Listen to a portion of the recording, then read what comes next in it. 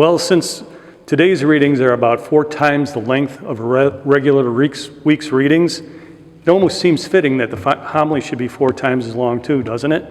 Well, maybe not. Over the past couple of weeks, we learned quite a bit about Jesus.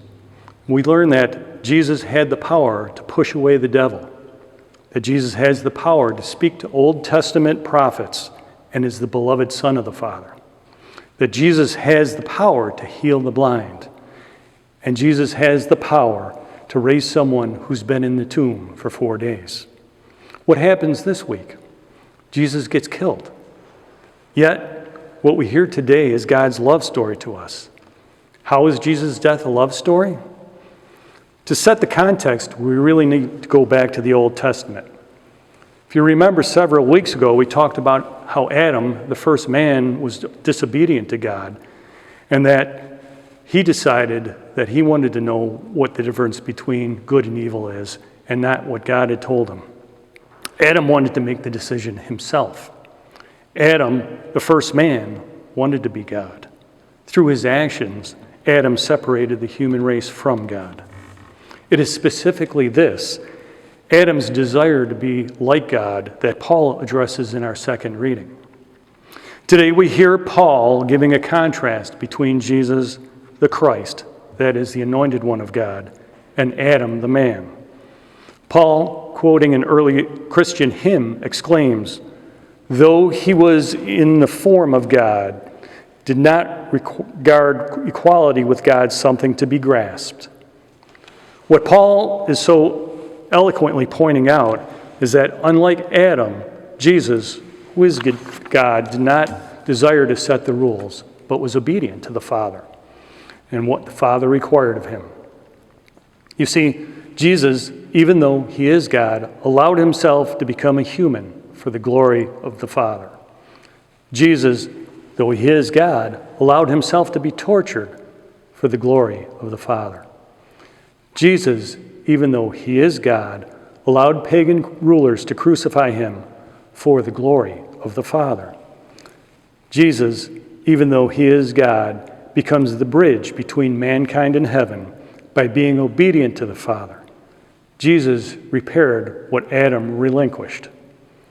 The true God-man did what the first man did not. The true God-man did not exalt himself, but stayed obedient. Paul then says, because of this obedience, every knee should bend of those in heaven and on earth and under the earth, and every tongue confess that Jesus Christ is Lord, to the glory of the Father. The question is, why did God do this? Why was it that God needed to become one of us in order to repair that broken relationship? Our gospel goes into great detail about this question, but first we have to recognize the story behind the story. Once again, the story starts in Genesis with Adam, but then continues through Exodus. As we said, Adam decided that he wanted to be important and not follow God's commands and do what he chose. From this point on, the Bible tells us the love story of how God continues to reach out to mankind through laws, his prophets, a sacrifice system, and through different ways of reaching out so he can reconcile that broken relationship.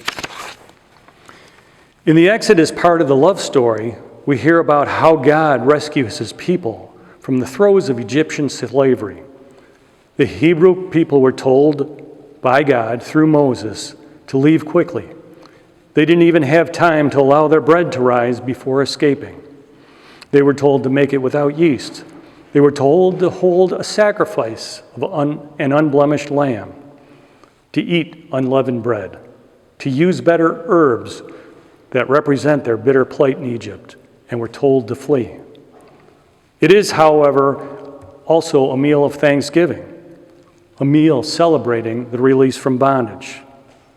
There's very special meaning in the Exodus story because God promised them 4 things.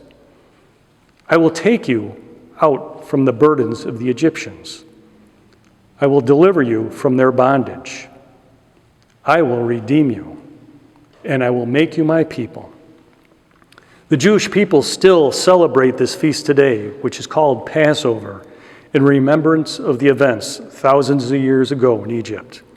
It is still celebrated with lamb, bitter herbs, and unleavened bread. It is also celebrated with 4 cups of wine, each cup representing the 4 promises. Throughout history, however, as we talk about, God continually reaches out to the Jewish people to bring them back. Each of the prophets call the people to repent and turn to God. Each year, the Jewish people celebrate Passover, the unblemished lamb, the unleavened bread, the bitter herbs, the cups of wine. Yet, none were sufficient to repair the broken relationship. While it may seem ironic, it is quite fitting that the same remembrance meal that the Jewish people celebrated is being celebrated by Jesus and his disciples in the upper room that was chosen by him. This time, however, Jesus changes the story. He redefines the script. For what we heard are these words: Jesus took bread, said the blessing, broke it, and giving it to his disciples said, "Take and eat. This is my body." Then he took a cup, that cup of wine, gave thanks, and gave it to them, saying, "Drink from it, all of you, for this is my blood of the covenant, which will be shed on behalf of many for the forgiveness of sin." Jesus changed the narrative. None of the disciples objected and say, "Hey, Jesus, this isn't the Passover meal." No, they just listened.